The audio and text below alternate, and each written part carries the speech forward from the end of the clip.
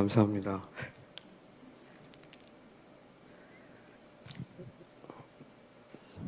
저를 모르시는 분이 아직도 계신가요? 네. 퀸즈의 그 교육자 회의 때 화요일 날 갔더니요. 거기는 계시더라고요. 그 교육자분들 밥을 먹는데 저한테 밥 주시는 분이 누구냐요. 그래서 밥 못 먹는 줄 알았어요, 그때. 네. 네. 저 1년 좀 넘었습니다, 여기 사역한 지. 네. 오늘 고난이 오는 길목에서라는 말씀으로 하나님 말씀 전하겠습니다. 오늘 본문 35절에 보니까 제자들에게 저편으로 건너가자 그래요.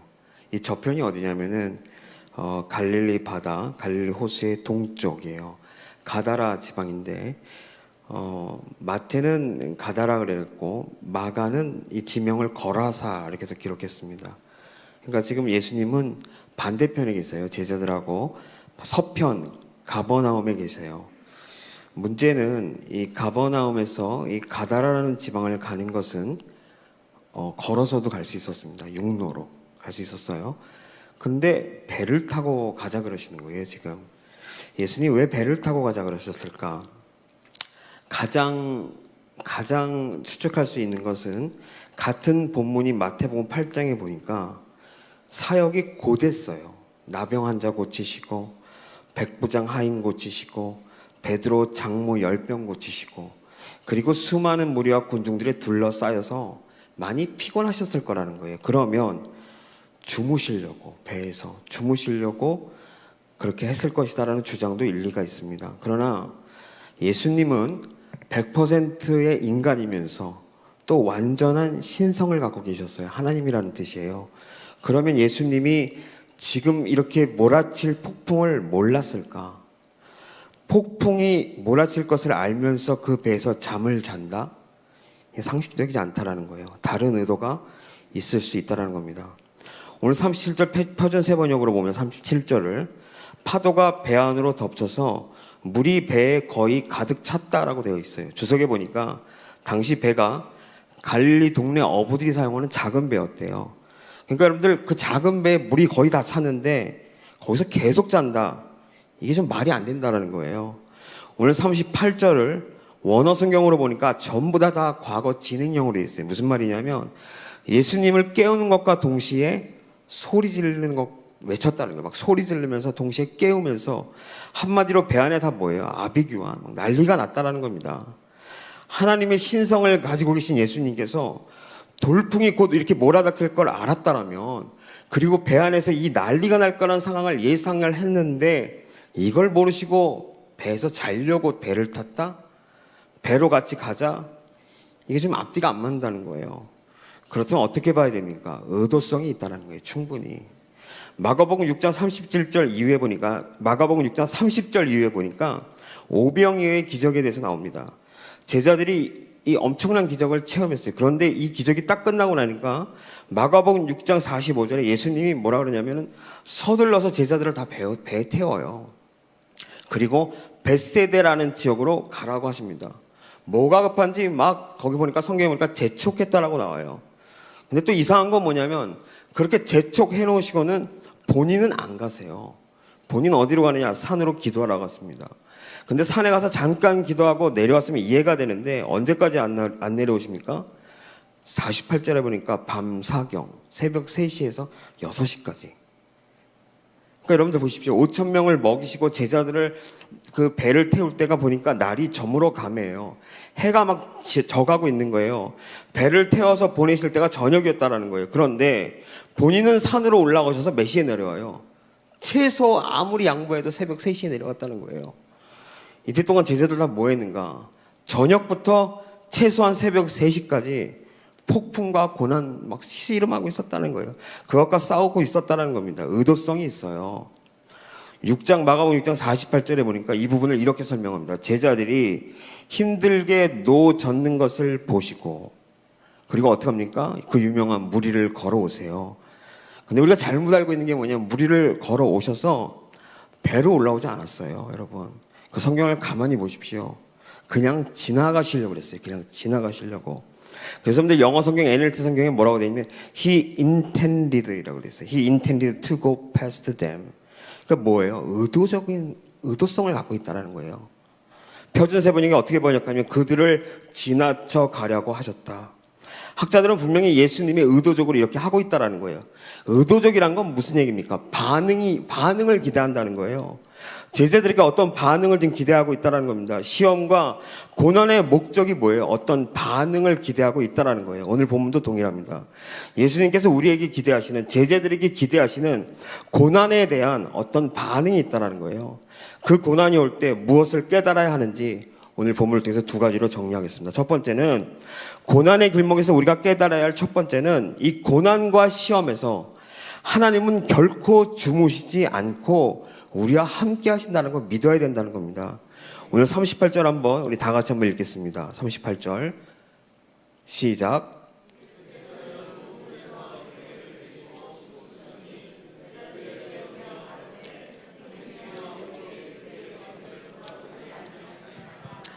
예수님이 잘못한 게 별로 없는데 제자들의 반응과 태도가 굉장히 좀 싸늘해요. 이들의 말투를 보십시오.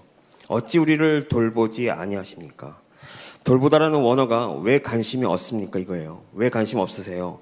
표준세 번역이 어떻게 번역해요? 선생님, 우리가 죽게 되었는데도 아무렇지 않으십니까? 뭘 느낍니까? 말투에서. 뭐가 없잖아요. 그죠? 제가 예수님이라면 그냥 내렸을 것 같아요. 한번 잘해봐 하면서. 근데 예수님 그렇게 하시지 않으시죠. 금방 도와주세요. 여러분, 제자들만 좀 모자르고 부족해서 이런 건가? 그렇지 않다라는 거예요. 인간은 누구나 고난당하고 고통당할 때 그 시력이 굉장히 좁아져요. 근시안적으로 멀리 보지 못하고 근시안적으로 다 바뀌어요. 그래서 당장 그 문제밖에 안 보인다는 겁니다. 오늘 여러분들 본문에 나오는 광풍, 이 기상학적으로 보면 갑자기 생기는 돌풍이에요. 이거는 여러분 제가 따로 설명을 안 드려도 너무나 많은 설교에서 들었잖아요. 왜 이런 돌풍이 생기는지. 갈릴리 바다, 갈릴리 호수, 거기 산이 둘러싸여 있어요. 근데 특히 그 앞에 무슨 산이 있습니까? 홀몰산이라는 2,800m의 높이를 자랑한 산이 있어요. 지리산이 몇 미터인지 아십니까? 1900m거든요. 얼마나 높은 산입니까? 그죠? 여기에 만년설이 있고요. 그 눈들이 녹아서 흘러서 딱 내려오면 더운 공기하고 만나서 갑자기 돌풍이 일어나요. 여러분들, 이스라엘에서는 그래서 이 바람을 돌풍이라고 말해요. 돌풍의 특징이 뭡니까? 갑자기 생겨요. 갑자기. 언제나 있어요. 그죠? 언제나 있어요. 우리 인생의 시험과도 비슷해요. 똑같잖아요. 갑자기 생기잖아요, 시험이. 그리고 언제나 있어요. 이런 시험은 이런 돌풍과도 왔어요. 예고 없이 언제 어떻게 일어날지 모르는 상황에서 우리에게 급습한다는 거예요. 우리 인생 가운데 확 들어온다는 거예요. 언제나 늘 있습니다. 그런데 하필이면 이 고통과 고난의 사이즈가 크면요, 더 정신 못 차려요. 오늘 마가를 보니까 37절에 광풍을 뭐라 그럽니까? 큰 광풍. 헬라어로 메갈레예요. 여기서 메가톤이라는 게 나온 거예요. 메가톤. 메가톤급이라는 거예요. 무슨 말입니까? 고통당할 때, 고난이 찾아올 때 갑자기 그것도 매우 큰 시련으로 다가오면 그때는 하나님 바라보는 게 쉽지 않다는 거예요. 여러분, 신학자 중에서 위르게 몰트만이라는 사람이 있습니다. 이 사람이 십자가에 달리신 하나님이라는 책을 썼어요. 근데 여기 보니까 유태인 엘리 위젤이라는 사람에 대해서 이야기해요. 이 엘리 위젤은 실존하는 인물이고 노벨 평화상도 받습니다. 이 사람이 뭘 쓰는 거냐면 엘리 위젤이 자기가 독일 나치 수용소에서 경험한 거를 회고록으로 써요. 그런데 거기 잠깐 이야기들을 제가 소개하면, 한 번은 수용소로 가는 기차를 탄 거예요. 그 유태인들이 막 거기 타 있겠죠. 타고 가는데 이 기차가 정거장마다 쓰는 겁니다. 정거장마다 쓸 때 다른 유태인들을 태워요. 그런데 그 기차 역마다 누가 일하고 있냐면 독일 노동자들이 일하고 있어요. 그러니까 일하는 사람들은 독일 사람들이에요. 독일 노동자가 일하고 있는 거예요. 그런데 기차문이 이렇게 쑥 열린 거를 어떤 노동자가 본 거예요. 독일 사람이. 보니까 너무 불쌍해 보이는 거예요. 이스라엘 사람들이, 유태인들이. 그래서 자기가 그때 점심으로 먹을 빵 한 덩어리를 그 화물칸에다가 탁 던져놨습니다. 이게 어떻게 됐을까요? 난리가 난 거예요. 그것 때문에 사람들이 이걸 먹으려고요 서로 싸우고, 이 회고록을 쓴 엘리 위젤은요 어차피 못 먹을 것 같아갖고 그냥 이렇게 서 있었어요. 지켜보고 있었어요. 그랬더니 어떤 한 노인이 그 싸움판 난장판을 막 기어서 거기 막 가더래요. 그러더니 한 손으로 가슴을 이렇게 여기를 잡고 있더래요. 봤더니 빵 잡은 거예요. 그 사람이, 그 할아버지가. 그래서 이 할아버지가 그걸 먹기 위해서 이렇게 잡았어요.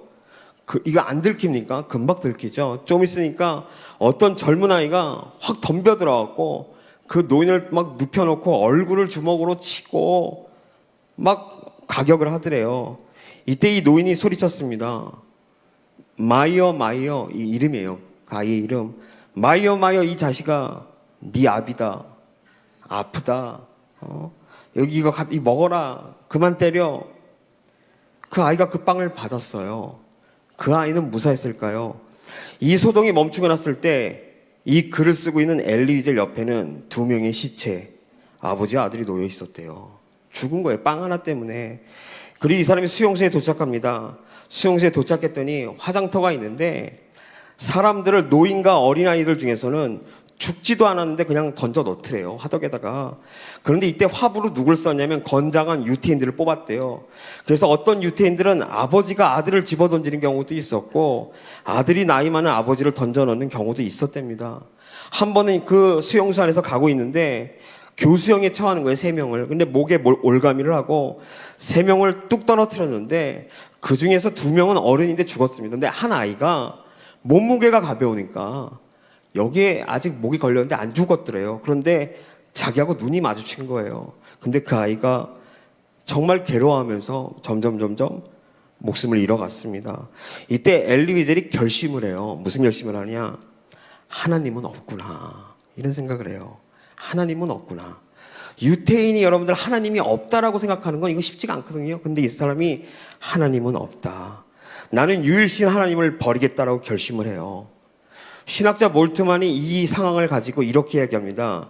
저런 상황에서 저런 어린아이들이 그냥 죽어갈 때 하나님은 무엇을 하고 계셨을까? 1번, 아무런 감정 없이 지켜본다. 2번, 마음은 아프지만 지켜본다. 3번, 이런 악한 일들은 인간의 악함으로 일어났으니까 나는 책임이 없다. 상관없다.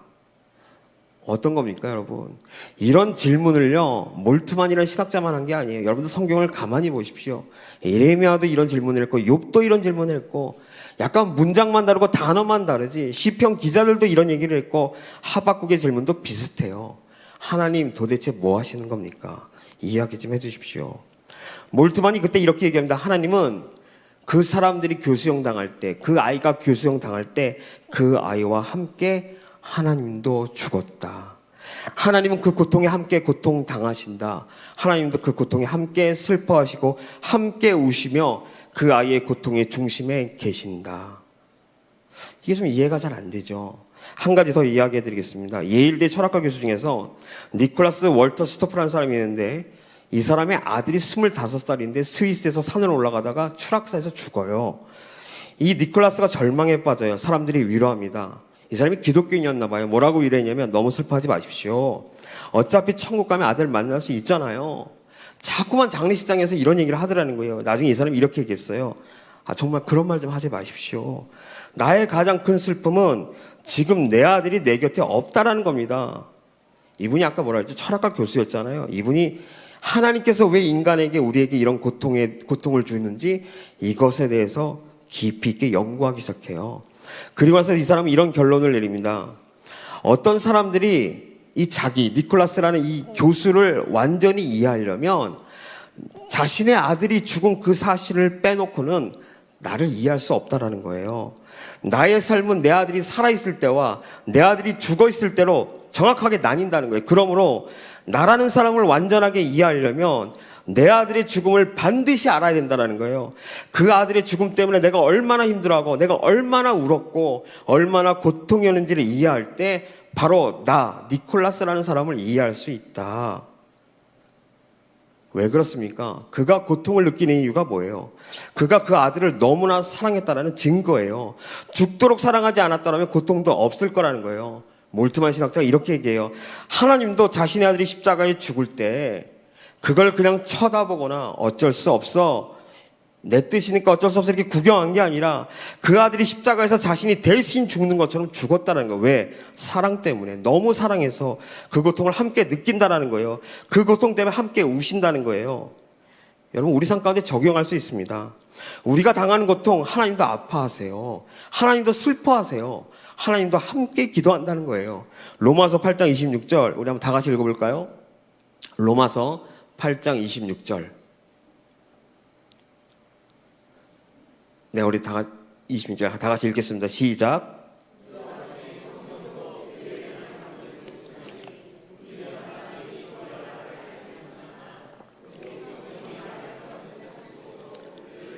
친히 간구하시니라. 이 탄식이 원어가 신음하다예요. 신음하다, 울며 신음하면서 우리를 위해서 기도하신대요. 하나님도 성령도.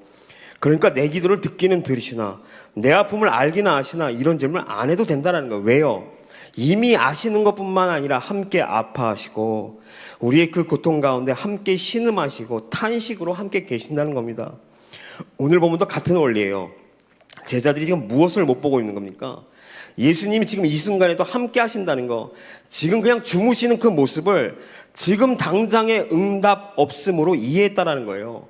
분명히 그 배 안에 우리와 그 고통 가운데 함께 하시고 있는데 믿음의 눈이 없으니까 그냥 자는 걸로 보이는 거예요. 그냥 응답하시지 않는 것처럼 보였다라는 거예요. 그러므로 그 폭풍우 가운데 우리와 함께 하시는 주님을 볼 수 있는 눈이 필요하다는 겁니다. 그래서 여러분들 예수님께서 뒤이어 뭐라고 그러시냐면 40절에 보니까 이에 제자들에게 이르시되 어찌하여 이렇게 무서워하느냐. 그리고 뭐라 그래요? 무서워하느냐 그러니까 마음 담대히 하라, 용기를 가져라 그럽니까? 뭐라 그러죠? 믿음이 없느냐. 믿음 없는 걸 책망하신다는 거예요. 믿음이 없기 때문에 제자들의 생각은 예수님이 그냥 배 안에서 잔다라고 생각한 거예요. 그냥 침묵한다고 생각한 거예요. 응답이 없다라고 생각한 겁니다. 뭐가 문제예요? 믿음이 문제라는 거예요. 고통 가운데 있을 때 진짜 문제는 믿음이라는 겁니다. 우리도 동일해요. 인생의 모든 문제, 고통, 고난, 아픔, 인생 가운데 닥치는 모든 돌풍은 전부 그 고통, 그 광풍 자체가 문제가 아니라는 거예요. 전부 뭐가 문제예요? 믿음 없음이 문제라는 거예요. 믿음이 문제라는 겁니다. 하나님께서 그 믿음의 반응을 보시겠다라는 거예요.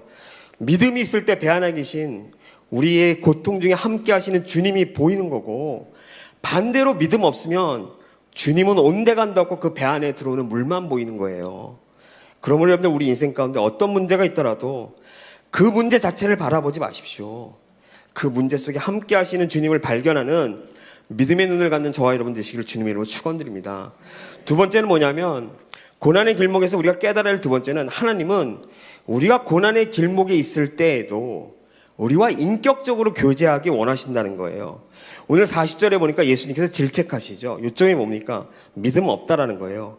그런데 여러분들 그 앞에 먼저 한 말이 있어요. 뭐냐면은 어찌하여, 어찌하여 무서워하느냐, 어찌하여. 원어 성경에는 두려워하느냐, 어찌하여. 그런데 여러분들 우리 성경에는 없지만 여러분들 성경이 사본들이 있거든요. 다른 신의 사본, 배자 사본, 다른 여러 사본들에는 어떤 단어가 같이 있냐면 아직도라는 단어가 같이 있어요. 무슨 말이냐면 어찌하여 너희는 아직도 믿음이 없느냐예요. 어찌하여 너희는 아직도 믿음이 없느냐. 제자들은요, 여러분들 이미 이전에 많은 이적과 기적을 다 체험했습니다. 그런데도 아직도 믿음이 없느냐라고 책망하시는 거예요. 지금 광풍이 지금 불어서 배 안에 물이 차고 있지만 동시에 그 안에 누가 있는 거 못 보냐는 거예요. 너희가 예수님과 함께 있는 걸 깨닫지 못하느냐 이렇게 물으시는 거예요. 여러분 사실 이때까지만 해도 제자들은요, 예수님을 주라고 불렀다가 선생님으로 불렀다가 한마디로 예수님의 전능하심의 속성 잘 몰랐다라는 거예요. 우리도 동일합니다. 우리도 하나님이 정말로 어떤 분이신지를 잘 모르고 깨닫지 못하면 그때 고난 올 때 절망해요. 왜냐면 하나님이 어떤 분인지 잘 모르니까.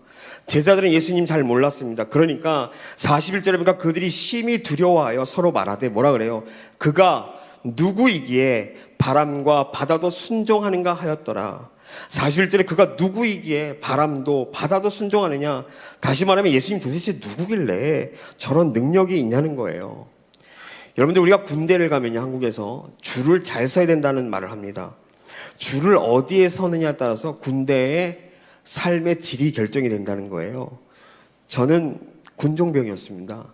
저는 그 대대 군종병이었는데 바로 처음부터 군종병이 된 게 아니라 상병 때부터 대대 교회를 맡아서 이렇게 군종병을 했어요. 그런데 여러분들 제가 신병 때부터 이 대대 군종병이 되려고, 왜냐면 그러면 교회에서 생활을 하거든요. 그래서 대대 군종병이 되려고 훈련소 때부터 뭐 여러 군데서 나와요. 뭐 해병대. 저는 그때 당시에 너무 말랐기 때문에 사실 해병대를 못 가는데도 해병대에서 군종병법 나와 그러면은 막 뛰어갔어요. 1등으로.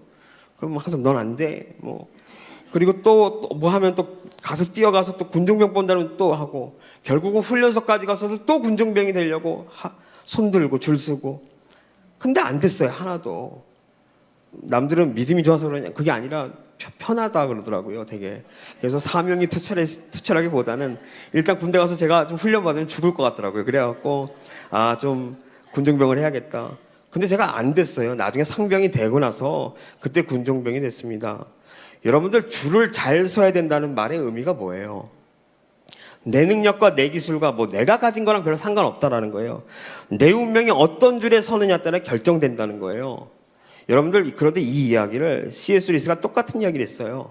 우리 성도들의 운명도 같다라는 거예요. 우리가 줄을 선, 그 줄에 선 대장이 승리하면 내가 승리하는 거고, 그 대장이 패배하고 지면 내가 진다는 거예요. 이순신 장군의 끄트머리에 있는 쫄병도 이순신 장군이 승리할 때 도요토미 히데요시 무찌르면 그 쫄병도 이긴다라는 거예요. 즉, 내 인생이, 우리 인생이 내 능력과 내 실력으로 산다기보다는 내 앞에 내 맨 선두에 계신 분이 누구냐에 따라서 내 인생의 승패가 달라진다는 겁니다. 그러므로 내가 중요한 게 아니라 내 줄에 앞에 서 계신 분이 어떤 분이냐가 정말 중요해요. 우리는 이미 답을 알고 있습니다. 우리의 대장은 누구십니까? 예수 그리스도죠. 그런데 그 다음이 문제예요. 그 다음이, 그 주님이, 우리는 항상 생각하는 게 뭐냐면, 우리 줄 앞에 맨 앞에 서 있는 건 예수님인 거 우리는 믿음이 어느 정도 있어 다 알아요. 근데 우리는 항상 뭐냐면, 그 주님이 도대체 나를 위해서 언제 싸워주시냐는 거예요. 언제 싸워주시냐. C.S. 루이스가 당연히 그 주님은 우리를 위해서 대신 싸우시고 승리해 주신다, 이 정도는 우리도 안다는 거예요. 우리의 문제는 뭐예요? 언제예요, 언제? 타이밍이에요, 타이밍. 우리의 대장 되시는 예수님께서 도대체 언제 싸워주실 거냐는 거예요. 지금 싸워달라는 거예요. 지금 이 고통을 좀 멈추게 해달라는 겁니다. 지금 해결해 달라는 거예요. 때로는 어떻게 합니까? 아예 그 고통이 앞으로 좀 안 일어나게끔, 다시는 이런 아픔이 좀 안 일어나게끔 해달라고 기도해요. 특히 여러분들 자녀를 위해서 기도할 때 이런 기도 많이 하시죠. 자녀들의 미래를 위해서 기도할 때, 그죠? 꽃길만 걷게 해달라고. 여러분들, 우리가 자녀들을 위해서 기도할 때 특징이 뭐냐면, 실패를 전제로 기도하지 않아요. 다 성공을 전제로 그렇게 이루어달라고 기도해요. 어느 누구도 하나님, 우리 애가 좀 교만하니까 이번에 대학에서 좀 떨어져도 괜찮을 것 같아요. 한번 세상 쓴맛 좀 보고, 그리고 좀 철이 들 것 같습니다. 이렇게 기도하는 사람 없다라는 거예요. 우리 남편이 교만하니까 좀 비즈니스 슬로우하게 하나님 해주세요. 예? 그래서 고난을 통해서 좀 이런 사람 없다라는 거예요. 항상 뭐예요? 꽃길만 걷게 해달라고. 이렇게 기도한다는 거예요. 오히려 우리는 우리 줄에 서 있는 그 대장 되시는 예수님께서 언제 싸울지를 우리가 원하는 대로 막 움직이려고 한다는 거예요. 그러나 주님 그렇게 하시지 않는다는 겁니다. 때로는 그 싸움을 계속해서 연기하세요. 지금 안 싸워주세요. 왜? 하나님은 인격적인 분이시기 때문에 그래요. 여러분들, 인격을 뜻하는 영어 person이 라틴어 페르소나에서 왔어요. 이 페르소나라는 단어가 가면이란 뜻이에요. 이것을 C.S. 루이스가 하나님의 칭의를 설명하는 데 사용합니다. 무슨 말이냐면, 원래 우리는 죽을 수밖에 없는 존재라는 거예요. 원래는 우리는 죽을 수밖에 없는 그런 존재인데, 하나님께서 살려주시기로, 용서해 주시기로 하나님께서 작정하시고 이제 우리 죄인됨을 의인으로 여겨주신다는 거예요. 여전히 죄인이지만 의인인 것처럼 가면 씌워주겠다는 거예요. 믿어주겠다는 겁니다. 이 말은요, 우리가 지금 의인 됐다는 말이 아니에요. 하나님께서 우리는 의인이 아닌데 그렇게 여겨주시고 믿어주겠다는 거예요, 앞으로. 이게 무슨 말이냐면, 칭의에 뭐가 들어갔습니까? 무익하고 무가치한 존재를 가치 있게 여겨주는 마음이 있는 거예요. 믿어주는 거예요. 바로 그 안에 사랑이 있어야지만 가능하다는 겁니다. 우리도 마찬가지죠. 하나님께서 우리를 이렇게 의인으로 믿어주시는 것을 우리가 믿어요. 이게 구원이라는 겁니다. 그러니까 하나님과 우리 사이는 무엇으로 연결되어 있습니까? 믿음과 사랑이에요. 그런데 이걸 누가 제일 싫어하냐면 사탄이 제일 싫어해요. 하나님과 우리 사이가 사랑의 인격체로, 믿음의 인격체로 존재한다는 거 제일 싫어해요. 제가 예전에 새벽기도 때 이런 얘기 했습니다. 욥을 얘기했죠. 여러분, 욥처럼 이 세상에서 고난을 많이 당한 사람이 거의 없어요. 지금도 여러분들 욥이 당한 고난을 숫자로, 규모로 따져보면요, 어마어마해요. 양 7,000마리 잃었어요. 하루아침에. 낙타 3,000마리 잃었어요. 소 5,000마리 잃었어요. 나귀 500마리 잃었어요. 수많은 하인들 다 죽었어요. 아내도 떠났어요. 7명의 아들, 가장 중요하죠. 7명의 아들 죽었어요. 3명의 딸 죽었어요. 자기 몸도 엉망진창돼요. 집도 날라갔어요. 친구들도 이게 뭐 친구인지 왼수인지 맨날 와서 뭐 이상한 소리고 도움도 하나도 안 돼요. 한마디로 말하면 다 망했다라는 거예요. 욥 편이 아무도 없어요. 욥보다 더 큰 고통 당한 사람 거의 없어요. 그런데 여러분들, 욥의 이 고통과 고난의 원인이 욥 때문입니까? 아니라니까요. 성경에 어떻게 나와 있어요? 오히려 성경은 욥이 온전하고 정직하여 하나님을 경외하며 악에서 떠난 자 칭찬해요. 왜 이런 백그라운드 인포메이션을 줍니까? 왜 이야기죠? 욥이 당하는 고통의 배경이 욥의 죄 때문에 그런 게 아니라는 거예요. 그 시작이 뭐예요? 하나님과 사탄이 내기한 거예요. C.S. 루이스와 필리언 씨가 이 부분을 뭐라 그러냐면, 보이지 않는 세계의 일로 보이는 세계의 한 사람이 고통당하는 꼴이다. 근데 왜 하나님이 이런 사탄의 내기에 응했는가? 제가 그 얘기하고 싶은 겁니다. 사탄이 욥이 하나님을 경배하고 경외하고 사랑하는 게 다 하나님께서 복 주시니까 저렇게 하는 거라는 거예요. 그러니까 그거 한번 다 걷어가 보십시오. 절대로 하나님 경외하지 않습니다. 필리네 씨가 이걸 뭐라 그러냐면, 사탄이 하나님께 동물의 논리 들고 나왔다라는 거예요. 입혀주고 먹여주니까 시시덕대고 웃고 재롱 부리는 게, 먹을 것 뺏고 집 뺏으면 주인한테 으르렁 될 겁니다. 필리네 씨가 이렇게 표현했어요. 사탄의 이 논리가 하나님을 모독한 거예요. 여러분들, 우리 한국에 가끔 가다가 나이 많은 어른들이 10대 여자아이들과 교제를 해서 그렇게 돈으로 성을 사죠. 우리는 그것을 사랑이라고 절대 말하지 않아요. 뭐라 그럽니까?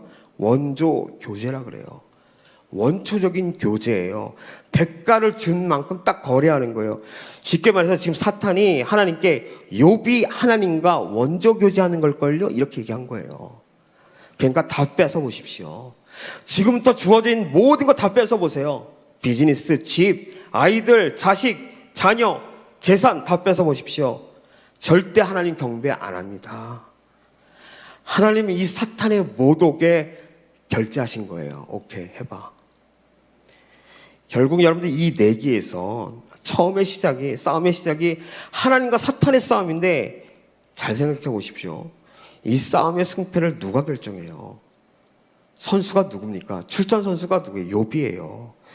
욥이라는 이 선수가 끝까지 견디고 하나님 등지지 않으면, 고통 중에서 하나님만 바라보면 결국 누가 승리하는 거예요? 욥도 승리하지만 이 내기에서, 하늘의 내기에서 보란 듯이 하나님께서 사탄한테 한 방 먹이는 거예요.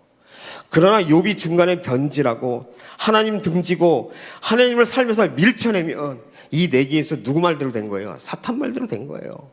우리는 결론을 이미 다 압니다. 결국 욥이 잘 버텼죠. 욥은 결국 고난 중에 하나님 바라보게 됩니다. 하나님 만나게 돼요. 결국 사탄은 하나님의 어떤 부분 건든 거예요? 인간은 하나님과 인격적인 교제하지 않습니다. 이거 들고 나온 거예요. 만약 여러분들, 우리가 기도할 때마다 기적적으로 모든 거 다 해결해 준다고 해보십시오. 그러면 그때부터 하나님과 우리 사이에 있는 이 믿음의 인격, 사랑의 인격, 이거 다 사라지는 거예요. 다 사라지는 거예요. 그냥 우리 로봇으로 사는 거하고 똑같습니다. 하나님, 저는 이제부터 하나님과 인격적인 교제하기 싫어요. 그냥 로봇으로 살게요. 밥만 주세요.